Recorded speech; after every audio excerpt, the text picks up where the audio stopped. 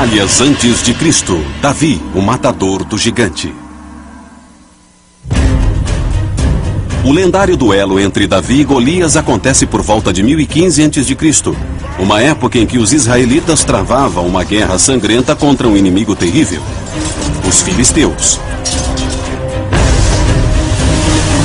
Mais de 200 anos se passaram desde que o grande comandante militar Moisés liderou as 12 tribos israelitas pela primeira vez para fora do Egito durante o Êxodo. Josué continuou a campanha militar israelita e invadiu com sucesso a terra prometida de Canaã.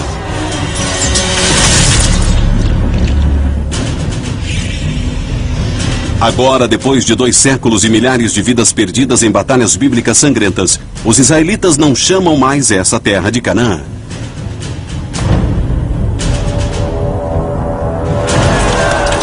Agora ela é seu lar, Israel. Eles se tornaram uma das mais poderosas forças militares da região e estão unidos pela primeira vez sob o comando do rei Saul. Durante anos, a guerra de Saul contra os filisteus encharcou a terra de sangue. Em certo dia, no vale de Elá, somente um vai morrer, mas será uma morte monumental e histórica.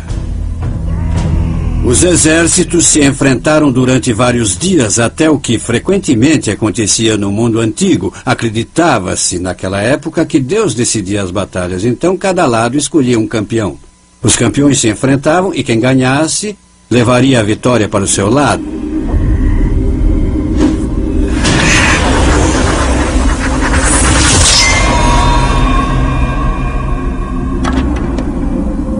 Todo mundo conhece a história de Davi e Golias, onde Davi usa sua funda, dispara uma pedra em Golias, acerta entre seus olhos e Golias morre.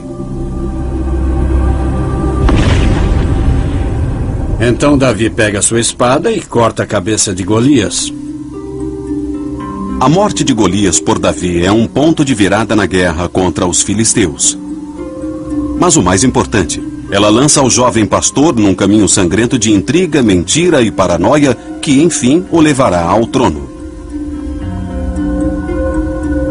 Um dos aspectos mais interessantes da Bíblia é que Davi tenha tanta consideração como pai de Israel e rei de Israel, porque, vendo bem a carreira dele, ele foi, na verdade, um oportunista sedento por sangue. Mais que uma figura mítica, mais que uma pessoa de grande valor, ele parece mais um chefão da máfia, um homem muito egoísta e egocêntrico que sabia o que queria e estava disposto a fazer tudo para conseguir, inclusive trair e matar seu próprio povo. Um enfoque importante sobre o incidente entre Davi e Golias não é militar, é político e social. O que acontece, por causa da morte de Golias, é que esse jovem chama a atenção do grande rei guerreiro Saul. Davi se torna herói num instante.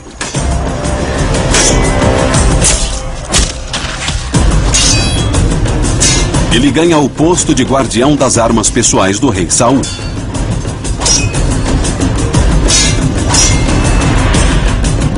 Isso dá a Davi a oportunidade de melhorar suas habilidades como soldado.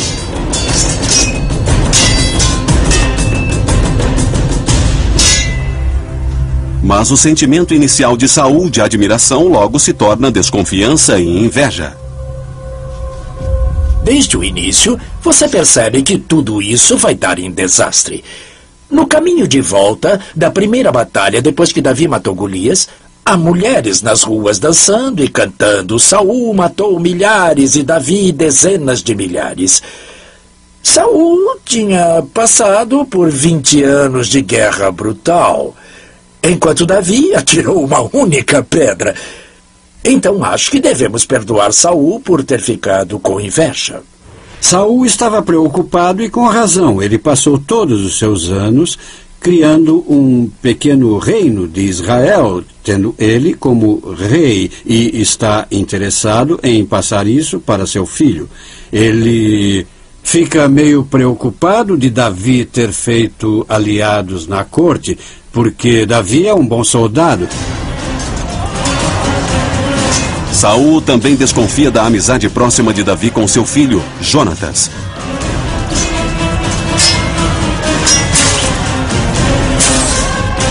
Os dois jovens têm uma relação fraternal dentro e fora dos campos de batalha.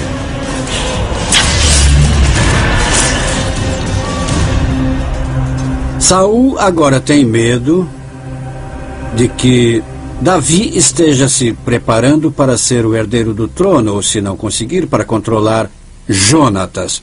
Essa é a base do rompimento dele com Davi. Para fugir de Saul, Davi se refugia em sua tribo natal em Judá, uma região ao sul de Israel. Mas mesmo lá, ele foi caçado pelos homens de Saul. Então Davi foge de Israel e se alia aos seus maiores inimigos, os filisteus. É nesse momento que Davi começa a juntar um exército do que a Bíblia chama de homens desesperados. Eles são fora da lei. São soldados da sorte e estão ao lado dos filisteus. Agora Davi não é só um fora da lei, mas realmente se tornou um traidor de seu próprio povo. Mas antes que os filisteus aceitem a ajuda de Davi, eles devem estar convencidos de que ele não é um espião. A primeira coisa que o príncipe filisteu faz é testar a lealdade de Davi. E como você testa a lealdade de um israelita? Eu tenho para mim que ele ordenou Davi a atacar os assentamentos israelitas. O príncipe filisteu controla a área chamada de Gate, próxima da fronteira da tribo natal de Davi, Judá. Eles são presas fáceis contra as aldeias israelitas. Então ele envia Davi contra as aldeias israelitas. E Davi cumpre as ordens. Ele ataca as aldeias fronteiriças entre os reinos filisteu e israelita. Reúne os despojos de guerra e entrega ao príncipe filisteu.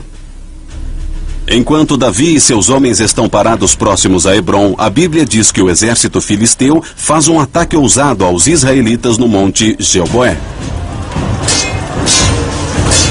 Saul e os israelitas estão em terreno alto. Parece que vão conseguir resistir ao ataque filisteu.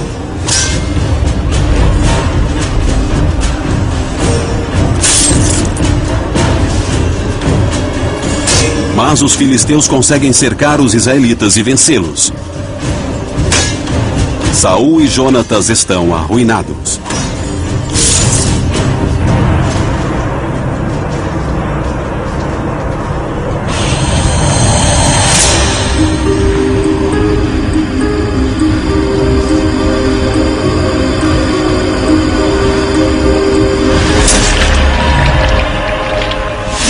Saul é atingido várias vezes. Ele vira para seu guardião de espadas e diz: "Não me deixe para os não circuncidados. Eles vão me torturar e debochar de mim."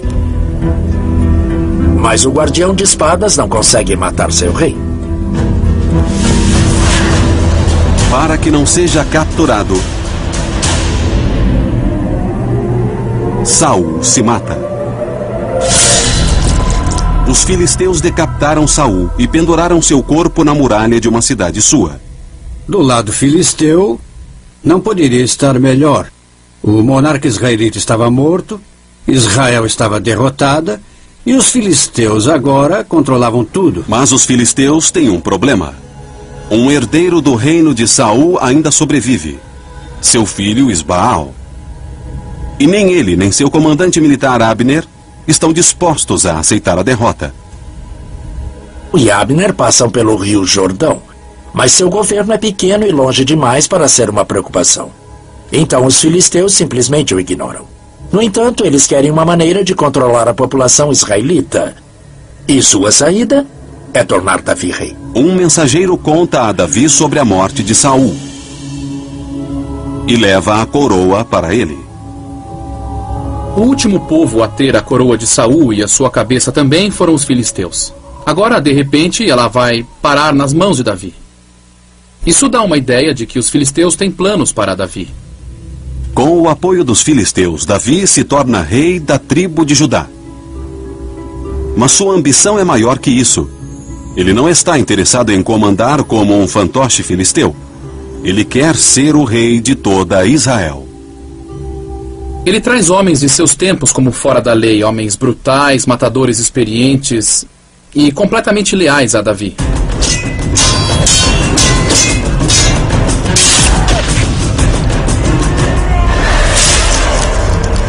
Ele convoca o que chamam de Gigud, que são 600 fora da lei com quem ele lutou, e os estabelece em todas as aldeias e cidades de Judá. Isso foi feito não só para estender seu controle político, mas para que quando tivesse que erguer uma força de milícia nos territórios israelitas, esses homens pudessem obedecer a ele. Davi escolhe seu sobrinho Joabe como seu comandante militar para liderar uma guerra civil contra o exército crescente de Isbaal. Davi sabe que para se tornar rei inconteste de Israel, ele deve varrer totalmente toda a linhagem de Saul.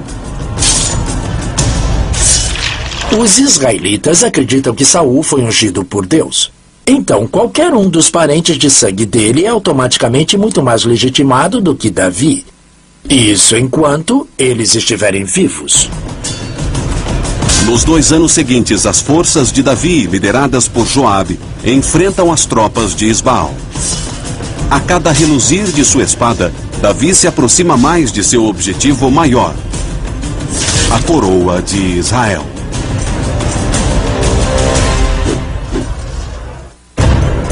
É por volta de 1004 a.C. Apenas 10 anos depois de Davi ter matado Golias, ele trava uma guerra civil sangrenta para se tornar rei de todo Israel. O sobrinho de Davi, Joabe, lidera o exército contra Isbaal, o filho do rei israelita morto, Saul. A Bíblia não fala sobre o número de batalhas e quantas pessoas foram mortas, mas é bem clara sobre o fato de que o exército de Isbaal estava levando a pior. A arma da época era a espada reta, usada para cortar, talhar e atravessar o corpo do inimigo. A lança de madeira de 1,80 m com a ponta de ferro é usada para perfurar soldados inimigos. Por fim, vencem os homens de Davi, mas há algumas questões a resolver. E é aí que Davi, o chefão da máfia, começa a mostrar as suas garras. Como numa cena tirada de O Poderoso Chefão, Davi se torna rei e acaba com todos os seus inimigos. Um dos primeiros a morrer é Abner, comandante de Isbaal. Ele quis desertar para o lado de Davi, mas Joabe o considera uma ameaça. Joabe é o conselheiro, Joabe é o capanga, e fez isso porque era a coisa certa a fazer. Pelo menos no que se trata de política estratégica. Então, numa noite, enquanto dorme, Isbaal é assassinado.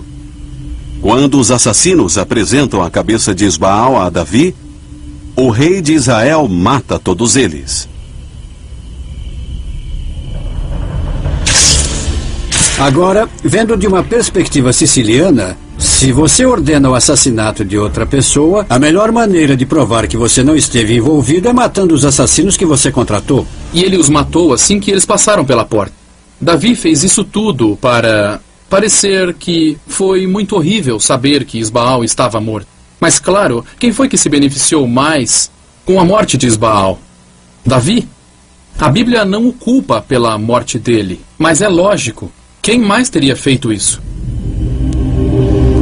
Em um ato final medonho para assegurar sua posição como rei de Israel, Davi ordena a execução dos últimos herdeiros do trono restantes, os 7 jovens netos de Saul.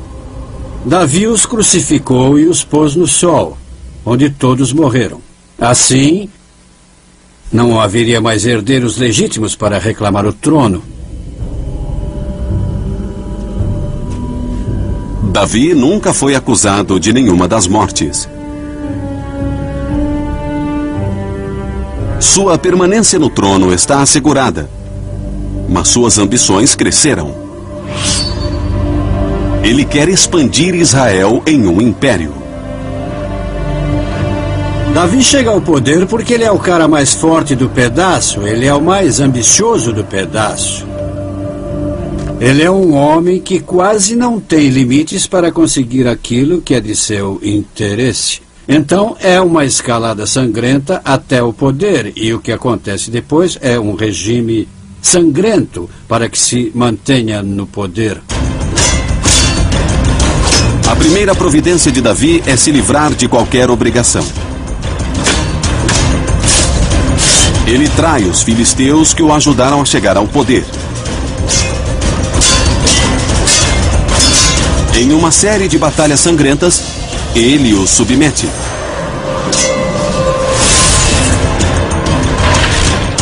Depois dessa derrota, os soldados filisteus vão lutar no exército de Davi.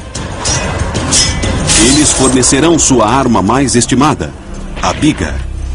A biga dos filisteus na época era levada por 2 cavalos e geralmente comportava 2 homens, o condutor e o arqueiro.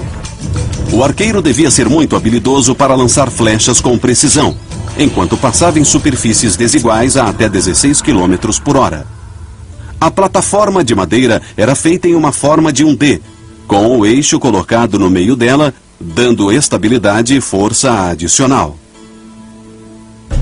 Com um exército de 8 a 10 mil soldados, Davi toma a cidade de Jerusalém, onde funda a primeira capital de Israel. Ele olha em volta e vê o quê?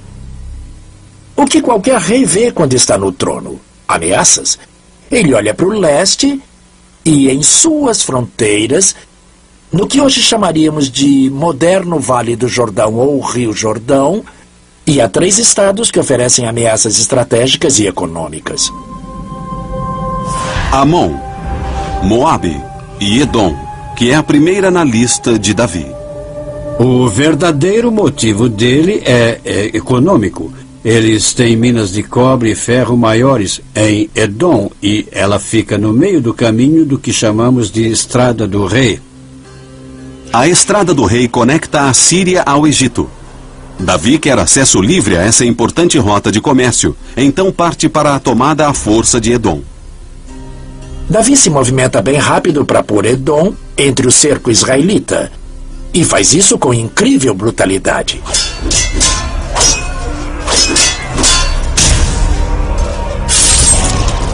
Davi ordena o extermínio total da população masculina edomita.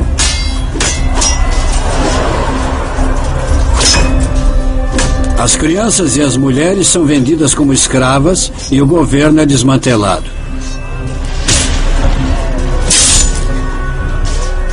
Edom deixa de existir e é anexada por Israel. A carnificina brutal em Edom é uma forte mensagem a qualquer um que pudesse considerar uma retaliação.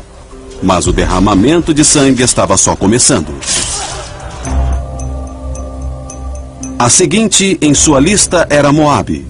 Tendo conquistado Edom, destruído sua população e reunido suas fontes de recursos econômicos na tomada da Estrada do Rei, o estado logo ao lado de Edom, o estado de Moabe, agora parecia ser uma ameaça à manutenção e preservação dessas fontes. É uma velha prática histórica. Uma área que é quase o estado tampão, de repente se torna uma ameaça e tem que ser neutralizada. É a primeira teoria do efeito dominó da história. Davi sabe que Moabe não é uma ameaça militar a Israel porque está no ponto mais distante do Mar Morto. Mas ele não quer arriscar e é implacável mais uma vez.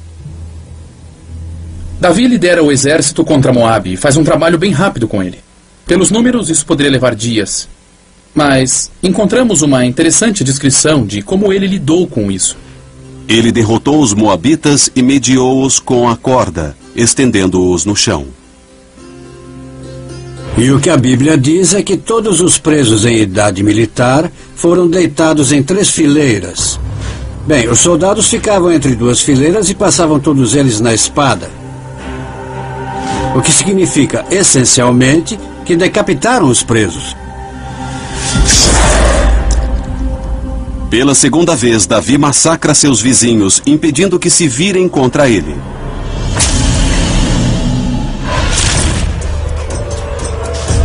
Mas Davi está prestes a enfrentar o oponente mais poderoso de Israel na região. Mas sangue está prestes a ser derramado na Terra Sagrada. É por volta de 1000 a.C. E o exército israelita do rei Davi está disposto à guerra. Eles já destruíram os povos edomita e moabita.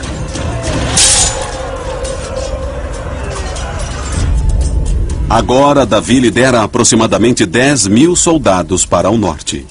Tendo conquistado Edom e Moabe, Davi naturalmente vira suas atenções para o último estado restante que disputa com os israelitas os interesses pelo Vale do Jordão. São os Amonitas, cuja capital fica em Rabá, que é a moderna Amã. Amon é o último, mas o mais importante dos 3 estados na fronteira leste que Davi quer conquistar. É o maior concorrente de Israel pela influência na região. Para entender o que aconteceu em Rabá, é preciso entender o contexto político. Os amonitas não eram bobos. Eles viam claramente a expansão dos interesses israelitas para dentro do vale. Houve algumas negociações entre Davi e Amun, o rei de Amon, até Davi falar em um certo incidente diplomático. Nesse ponto, os amonitas entenderam o recado e começaram a procurar aliados em volta. Eles encontraram aliados ao norte na terra de Arã, no que é a Síria hoje. É uma nova força que chegou ao poder sob comando de um líder chamado Hadadezer, que tem suas próprias ambições. Hadadezer não é bobo. Ele procura qualquer pretexto para estender sua influência para o sul em Israel e deter o avanço de Davi. Esse é o pretexto perfeito. Quando Davi sabe que os amonitas foram pedir ajuda a Hadadezer, ele ordena que Joabe leve seu exército a Rabá. E, rapidamente, ele reúne todo o exército, põe o seu conselheiro, Joabe, como encarregado e diz a ele que marche para a capital Rabá, a destrua e derrote os amonitas. Joabe e os israelitas atravessam o rio Jordão sem oposição. Sem outras tropas à vista, Joabe marcha pela planície até a Rabá. O que acontece é que o exército amonita sai de sua cidade e se posiciona em frente a ela com sua infantaria se oferecendo para a batalha. Joabe posiciona seu exército em oposição aos amonitas, mas enquanto os israelitas marcham em direção às muralhas de Rabá, 20.000 arameus os atacam por trás. O que aconteceu foi que os amonitas se tornaram como uma isca para eles. Joabe e o exército israelita agora estão entre a cruz e a espada. Para responder ao ataque dos arameus, Joabe faz algo surpreendente. Ele divide sua força em 2. Então Joabe vira para o seu irmão, que é o segundo no comando, e diz: você reúne um grupo e ataca as muralhas. Eu pego o outro e lido com as bigas. Lembre que Davi tinha à sua disposição vários escravos de estados cananeus e filisteus, cuja especialidade era infantaria pesada e guerra com bigas. Joabe ordenou que suas tropas de cananeus e filisteus com bigas se virassem e atacassem os arameus que se aproximavam pela planície. O que nós vemos a seguir é um turbilhão de bigas entrando em posição. Enquanto as infantarias lutavam em combate sangrento corpo a corpo. Então essa enorme batalha de bigas é travada na planície aberta. Os arameus levam a pior e começam a fugir. Com as bigas em fuga, Joabe libera sua infantaria.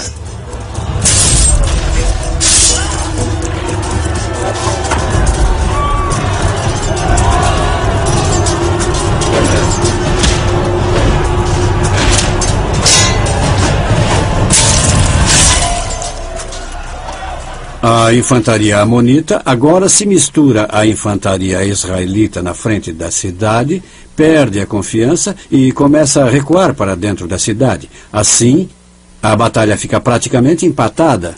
O sucesso de Joabe com as forças divididas continua sendo uma proeza militar até hoje.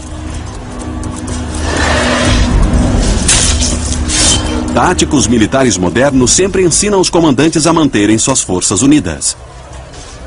Mas isso certamente pôs muito medo em Joabe, porque ele não fez mais nenhum movimento para atacar a capital Rabá. Ele imediatamente pegou a infantaria, pegou as bigas que tinha e se retirou rapidamente, atravessando o Jordão, de volta para Jerusalém, dizendo que aquele não tinha sido um bom dia. Depois da batalha, os arameus recuam para o norte, no que agora é o sul da Síria. Davi não perde tempo. A Bíblia diz que ele ordena que toda Israel se reúna. Quando você ouve essa expressão, toda Israel, ela significa toda a milícia. Provavelmente de 20 a 25 mil homens. Davi leva pessoalmente os israelitas para o norte, passando pela capital Rabá e pelo exército amonita. Ele é um tático esperto, um pouco mais que Joabe. Ele não atravessa o Vale do Jordão, onde Joabe atravessou. O que faz é se mover pelo lado israelita ao longo do Vale do Jordão, usando ele para proteger seu flanco. Davi e os israelitas enfrentam os arameus em algum lugar ao sul de Sucote. Essa fica conhecida como a Batalha de Elam. O que temos que imaginar na Batalha de Elam é que ela foi uma batalha de infantaria e bigas combinadas.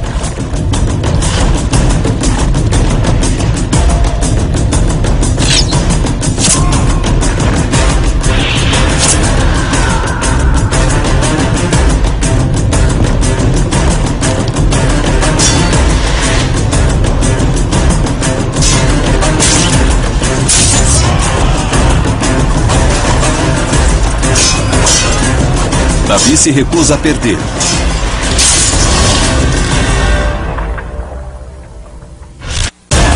O rei Davi dos israelitas confirma sua reputação de brutalidade. Suas vítimas agora são os arameus, e eles estão sendo mortos. Não há grandes detalhes na Bíblia, a não ser que uma batalha turbulenta foi travada e muitos dos arameus foram mortos. A prova disso é que o comandante dos arameus foi morto. Isso pode sugerir que eles foram totalmente vencidos.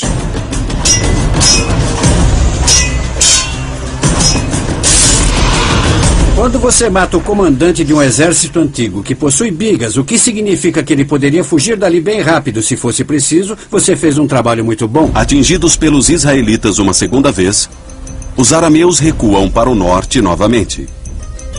Davi agora entende que não foi até lá para vencer uma única batalha, que deveria lidar com aquilo enquanto tinha soldados em campo, e assim continua a seguir para o norte. A notícia da derrota dos arameus em Elam se espalha rapidamente pela região. Revoltas se iniciam nos estados que o rei arameu Hadadezer já tinha conquistado. Isso cria um problema para o rei arameu Hadadezer, porque ele não pode fazer um ataque combinado contra Davi antes de amainar essas revoltas. Ele tem que lidar com os dois ao mesmo tempo. Hadadezer ordena que uma força atrase Davi e os israelitas enquanto ele monta uma campanha para acalmar os revoltosos locais. Nesse ponto, Davi continua seu avanço para o norte e esbarra logo com a retaguarda de Hadadezer. Pela terceira vez em 6 meses, os israelitas lutam contra os poderosos arameus.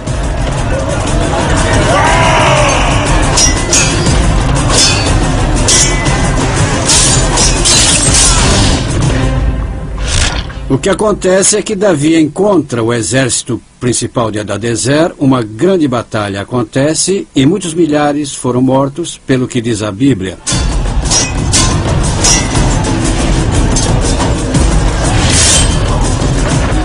E Davi derrotou Hadadezer, rei de Sobá, quando este seguia para Emá, a fim de conquistar o rio Eufrates.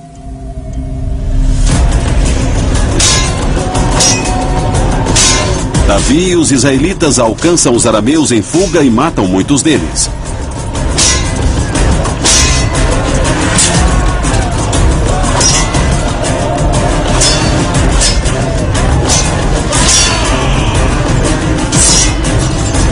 O império de Hadadezer é destruído.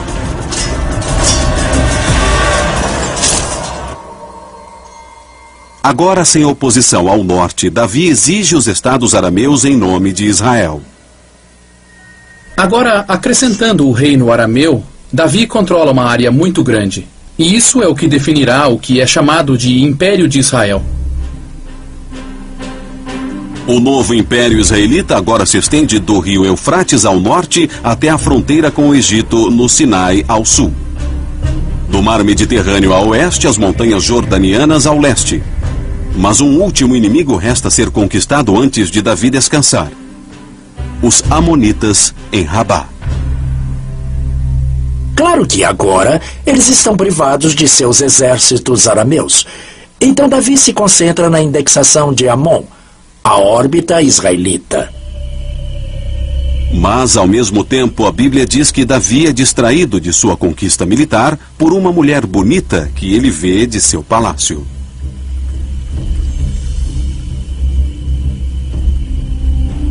Parece que é nesse momento que Davi se encanta por essa mulher linda chamada Betsabeia. Ao invés de ele próprio levar o exército para a batalha. Alguns analistas suspeitam que o que manteve Davi em Jerusalém foi seu desejo por ela. Ele recorre a seu conselheiro Joabe e diz: leve o exército, se aproxime dos amonitas e derrote-os. Davi ordena que Betsabeia seja levada até ele. Mas ela é uma mulher casada. Seu marido, Urias, o heteu, é um soldado de Joabe no exército israelita. Escândalo total. Davi é mesmo lendário. Ele é visto como um grande guerreiro e um grande unificador. Ele é o fundador do primeiro Estado israelita, o queridinho da Bíblia, mas muito se fala em suas fraquezas, principalmente com as mulheres.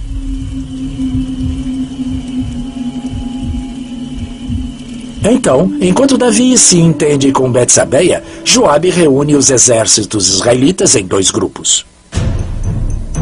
Um é a força de milícia posicionada em Sucote, no Vale do Rio Jordão. O outro é o exército de elite, formado em maior parte por profissionais na infantaria e nas bigas. Eles marcham para Rabá e a cercam. Quando se fala em cerco feito pelos israelitas, nessa época eles não tinham equipamentos para um cerco. Eles tomavam as cidades como normalmente se tomava, de assalto. O problema em relação a Rabá é que para fazer isso você precisa de uma vantagem numérica grande, e a maior parte da milícia estava em Sucote. De cima das muralhas de Rabá, arqueiros amonitas podem facilmente atingir a infantaria israelita. O sangue jorrava em Rabá, e no entanto não era isso que ocupava a mente de Davi. Davi está em Jerusalém, aparentemente se divertindo com Betsabeia, e recebe uma mensagem de Joabe, seu comandante, dizendo: as coisas estão difíceis aqui, sabe? Toda vez que nos aventuramos em outras muralhas, perdemos homens, perdemos 18 homens só ontem. Davi responde: bem, então não cheguem perto das muralhas. E é aí que o problema começa a se desenrolar, porque parece que Betsabeia fica grávida. E o problema é que ela é casada com Urias, o heteu. Isso cria um pequeno problema. Urias está com o exército em Rabá, lutando para Davi. Davi chama Urias de volta a Jerusalém. Então Urias, sendo o bom soldado que é, volta a Jerusalém e Davi diz a ele: olha, você foi um bom soldado, está na frente de batalha, você merece um descanso. Volte para sua esposa, descanse um pouco antes de voltar para a batalha. Pensa bem nisso. Só há um motivo para Davi mandar Urias voltar para Betsabeia em casa, para que eles façam sexo. Parece que Davi está tentando esconder a paternidade do filho de Betsabeia. Um dia depois de mandar Urias, o heteu, voltar para sua esposa, Davi sai de seu quarto e topa com ele, que tinha dormido do lado de fora. Dá para imaginar como foi a conversa quando o rei de Israel disse ao soldado raso: o que está fazendo aqui? Mandei ir para casa, comer e ficar com sua esposa. E ele disse: senhor, como posso fazer isso quando meus colegas soldados estão em perigo nas frentes de batalha? Eu não posso ir e ficar com minha esposa. Acho que isso seria errado. Urias mantém o código de honra dos soldados israelitas, que quando estão em guerra não devem ver suas esposas, um por todos e todos por um, assim dizendo. Mas quando ele se recusa a ver a sua esposa, Urias sela seu destino com Davi. A Bíblia diz que Davi escreve um bilhete para Joabe e o envia para a frente de batalha com Urias. Ele escreveu uma carta dizendo: coloque Urias na frente da mais perigosa batalha e retirem-se, para que ele seja ferido e morra.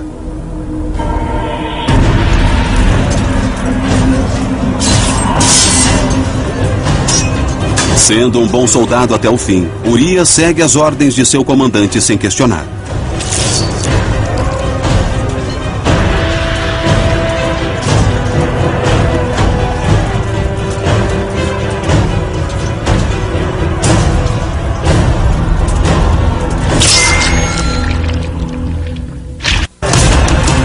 Urias, o Heteu, é um soldado de valor que luta pelos israelitas.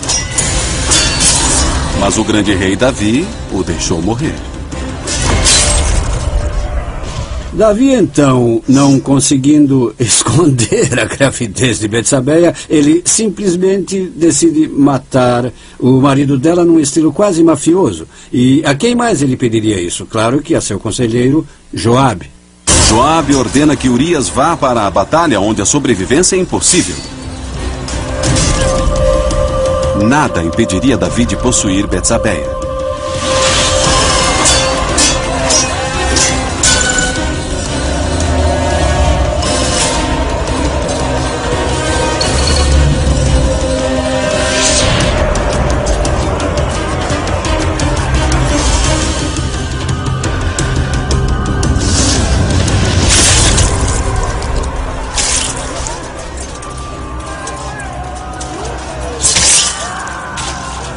Em Jerusalém, Betsabeia sabe que Urias foi morto em combate. Ela fica de luto à prática cultural padrão.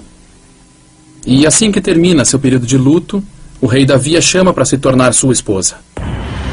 Mas o comportamento de Davi não passa despercebido. A Bíblia diz que é da vontade de Deus que o bebê morra, como punição pelos pecados de Davi. Urias está morto. Davi tomou Betsabeia como esposa. Isso é um escândalo do Velho Testamento. Mas militarmente ainda há uma batalha travada em Rabá. Os israelitas ainda estão presos fora das muralhas de Rabá. Então, finalmente, Davi manda uma mensagem a Joabe: ataquem novamente, vençam a guerra.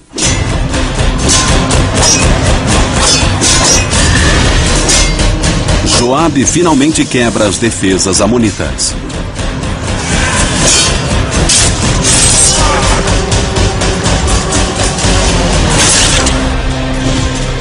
E então Joabe envia uma mensagem a Davi dizendo: olha, está indo bem, mas é melhor você vir aqui, porque a sua ausência é percebida. O povo vai querer todo o crédito pela vitória. Davi não é bobo. Ele entendeu que para ser rei, você tem que fazer coisas de reis. Então, ele marcha até Sucote, se une ao resto do exército e depois marcha para Rabá, agora com ainda mais soldados. A cidade é tomada de assalto.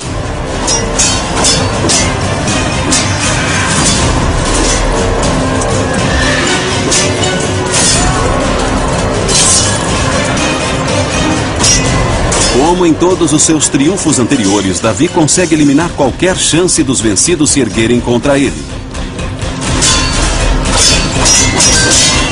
A matança continua.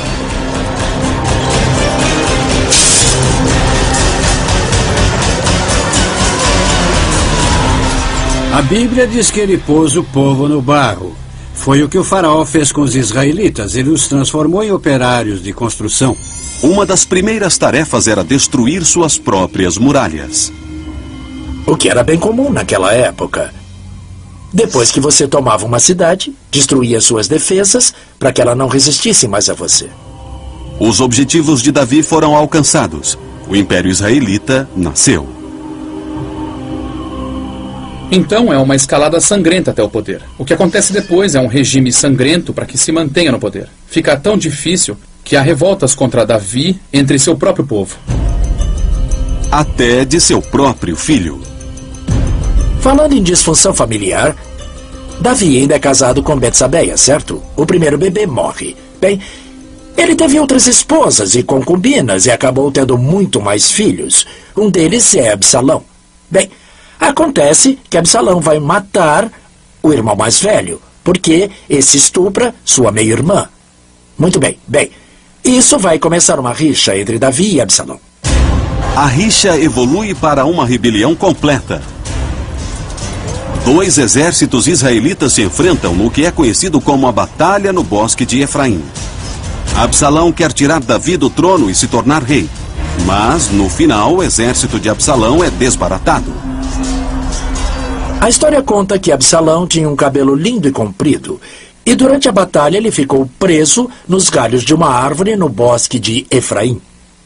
Agora, o que aconteceu exatamente não sabemos. Mas uma coisa é certa. Ele não saiu vivo daquele bosque. Davi deu ordens para que poupassem a vida de Absalão. Mas um homem desobedeceu. Joabe. Como um verdadeiro conselheiro, se podemos chamá-lo assim, Joabe elimina a maior ameaça a Davi. Politicamente, ele fez a coisa certa. Davi comanda o Império Israelita por mais 23 anos. A Bíblia diz que ele morreu em paz na sua cama aos 110 anos. Mas mesmo depois de sua morte, o assassinato e as intrigas continuaram. O outro filho de Davi com Betsabeia, Salomão, se torna o próximo rei. Um de seus primeiros atos é matar Joabe. Isso não era feito como um tipo de vingança. Era mais para assegurar seu próprio poder pessoal. Salomão devia ver Joabe como uma ameaça. E como seu pai fazia, ele eliminou aquela ameaça. Davi é a figura mais popular da Bíblia. Crianças recebem seu nome, ele é visto como um herói, como a pessoa que fundou o Império Israelita, o Estado. Então ele é quase uma figura mítica. Mas quando você o vê com clareza, ele parece até humano demais. Da minha perspectiva, o mais fascinante é as pessoas ainda o verem como uma pessoa mítica exemplar. Ele tinha muitos maus hábitos. Davi é reverenciado através dos tempos por ter unido as tribos de Israel e fundado o Império Israelita. Como muitos conquistadores, ele também era ambicioso, traiçoeiro e impiedoso. A Bíblia diz que no final de sua vida, ele sempre tinha frio, não conseguia mais sentir calor. Talvez, como seus incríveis feitos, isso também fosse um presente de Deus.